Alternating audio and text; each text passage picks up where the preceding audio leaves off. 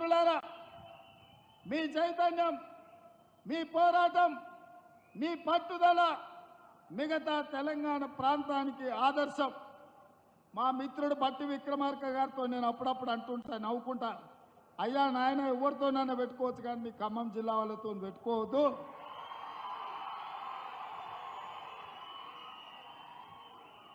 ఎందుకంటే ఎంత దూరమైనా మీరు అనుకున్న దానికోసం కొట్లాడతారు.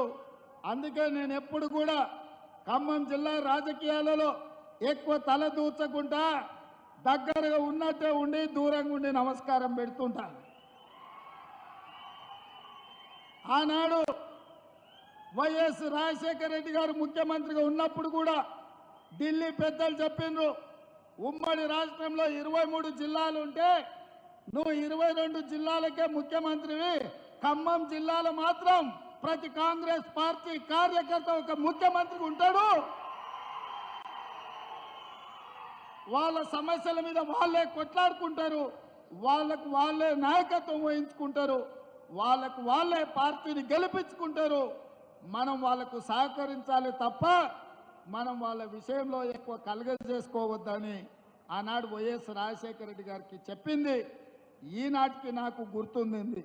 ఎందుకంటే నేను ఒకసారి కాంగ్రెస్లో చేరిన తర్వాత ఢిల్లీలో పెద్దల్ని అహ్మద్ పటేల్ గారిని కలవడానికి పోయినప్పుడు నాకు ఈ విషయాన్ని గుర్తు చేసింది. అందుకే మిత్రులారా, ఈ ఖమ్మం జిల్లా చైతన్యవంతమైన జిల్లా, ఈ ఖమ్మం జిల్లా దేశ రాజకీయాలకు ఒక దిక్సూచి, రాబోయే మార్పును, జరగబోయే పరిణామాలను ముందుగానే గుర్తించి ఈ దేశ ప్రజలకు ఏది మంచిదో ఆ రకమైన నిర్ణయం చేయడంలో మీరందరూ కూడా దిట్ట.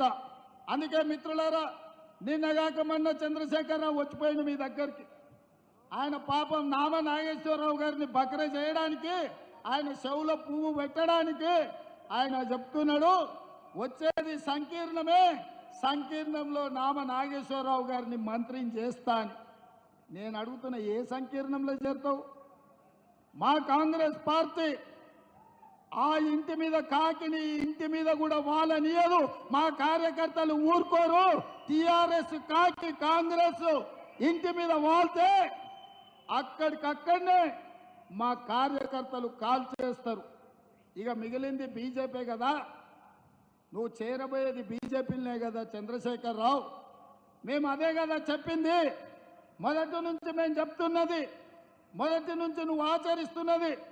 2014 నుంచి 2023 వరకు 9.5 సంవత్సరాలు చంద్రశేఖరరావు రైతు వ్యతిరేక నల్ల చట్టాలు వచ్చినప్పుడు, నోట్ల రద్దు చేసినప్పుడు, జిఎస్టీ బిల్లును తీసుకొచ్చినప్పుడు, ట్రిపుల్ తలాక్ చట్టాన్ని చేసినప్పుడు, సిటిజన్ అమెండ్మెంట్ యాక్ట్ను పొందుపరిచినప్పుడు, యూనిఫామ్ సివిల్ కోడ్ తెచ్చినప్పుడు, ప్రతి సందర్భంలో ఇక్కడ కారు గుర్తు మీద ఓటు వేయించుకొని ఢిల్లీలో కమలం గుర్తుకు తాకట్టు పెట్టిన చరిత్ర చంద్రశేఖర్ రావుది.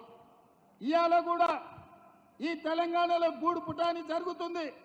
అంతర్గతంగా ఒక అవగాహనతోటి కాంగ్రెస్ పార్టీని గెలవకుండా అడ్డుకోవాలని బీజేపీ బీఆర్ఎస్ ఈరోజు కుట్రలు చేస్తున్నారు.